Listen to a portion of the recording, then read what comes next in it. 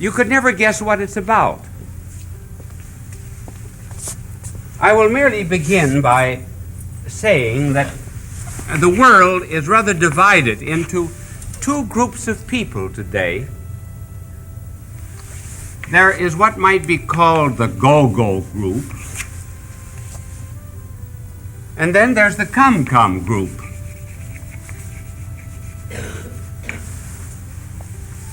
The go-go group is the new breed. The come-come is the old breed. The go-go demand that we go into the world. We live in a secular universe. We must serve it. Come group is come apart. Get away from the world. It's wicked. Go-go's God is dead. The world is wicked and evil. This is the group that believes in the pendulum without the clock. And this is the clock without the pendulum. This is the flowing waters without a bed to the river. This is the bed with no waters in it. It would be wonderful if we could ever get the two groups together. And they should be together. Because when we go back to the life of our blessed Lord, we find that the first words of his public life were, "Come. Come to me." And the last words of his public life were, "Go. Go into the world." Come first to get an idea, strength, inspiration, motivation. Then action, dynamism, fluidity, serving the secular world. This is the way the two should be kept together. When they are kept together, what do you find? I think you get modern saints. I'm going to talk about modern saints. Not plaster saints. Not canonized saints. Saints that are uncanonized, but rather those whom the world, not whom religion, those whom the world regards as saints. And their common characteristic is this. It's a phrase from Thomas Aquinas. Contemplata alias tradere. In other words, go and give to others what you have already contemplated. First the come, the idea, the contemplata. Then the go, deliver it to others. Now, quite apart from any view that you may have concerning these whom I am about to mention, about their politics, their economics, their theology, or anything else, whom does the world generally regard as the four great leaders and saints? Gandhi. That's one.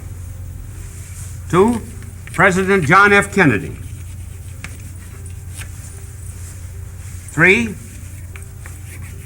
Pope John the 23rd. And fourth, Hammarskjöld.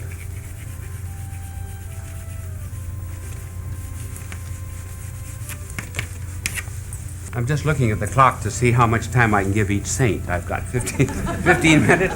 Four saints, that'll be less than 4 minutes for each saint. I'm not going to have much time. So this will be the quickest life of the saint that you ever heard about in your life. First, Gandhi. The great inspiration of Gandhi's life was nonviolence to others with violence to self. He said, after reading the Sermon on the Mount, as far as that is concerned, I am a Christian. He believed that one of the reasons people make war against others is because they've never been made war against themselves. So before he preached nonviolence, he was violent against everything in himself that leaned toward egotism and selfishness. When Gandhi was 37 years of age, he took the vow of celibacy. And he kept it until his death. And he said, I felt that any particular human love that I might have in marriage would narrow me, and I wanted to love all of mankind.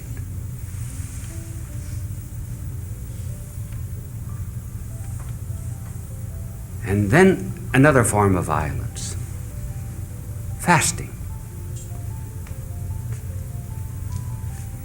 Gandhi wrote better about fasting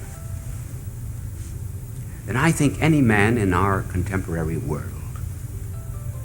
He related prayer and fasting. Prayer, he said, attaches us to God, but fasting detaches us from creatures. And then he gave a new concept to fasting. He said, fasting has great influence on those whom we love. Whom we love. He said it will not have a great effect on tyrants, but it will on others.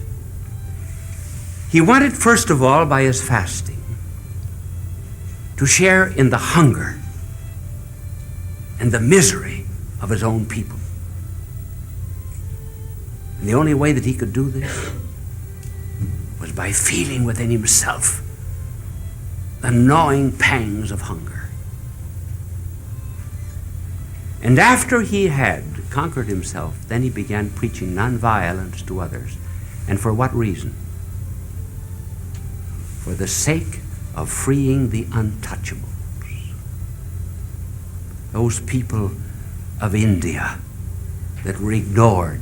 One was not even to touch them. And he fasted to free them. And that Gandhi did. What is a diamond but a carbon on fire?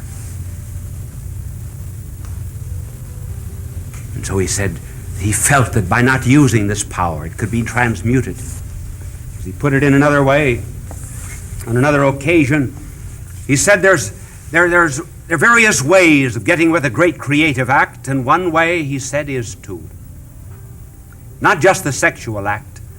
It is one complete and total act of sacrifice. He prayed that he might gather his whole life up into one such brave moment of surrender. And before he left for the Congo, he wrote on he asked that a plaque be put up for those who give their life to peace. And 13 days after that, 13 years to the very day, he was killed. And he wrote something which sums up his life. He said, the road, you must follow it. The fun, you must forget it. The pain, you must endure it. The truth, you shall be told it.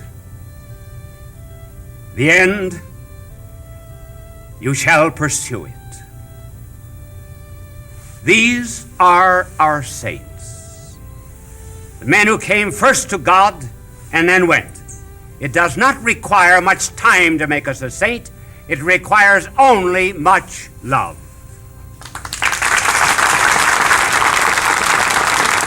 Bishop Sheen was a pioneer in Christian broadcasting. He produced thousands of radio shows and appeared on countless television programs.